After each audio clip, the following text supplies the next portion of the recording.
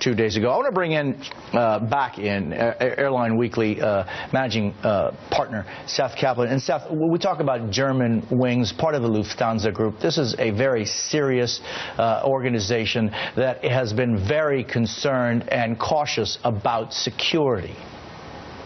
It is.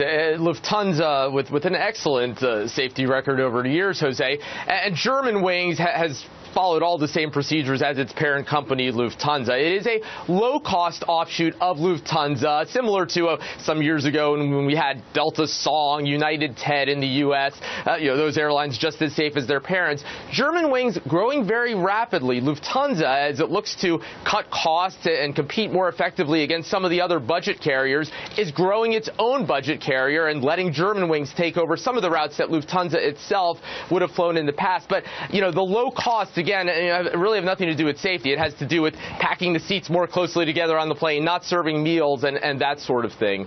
Right. And then these two men that were in this plane from Barcelona to Germany, they had clearly arrived to Barcelona in the past, and they were flying back to Germany. Odds are they probably had flown together, or in an airline of this size, Seth, could it be that they had never seen each other before?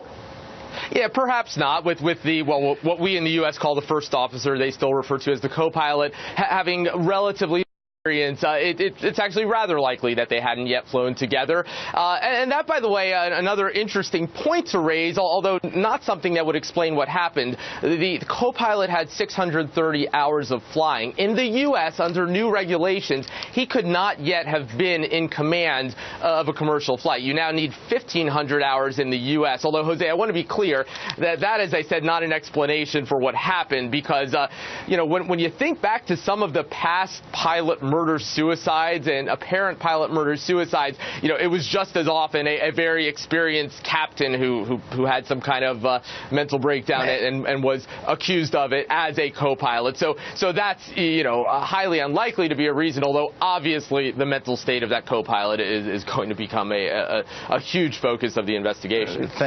Thanks so much, Seth Kaplan. I want to go to Tom Costello.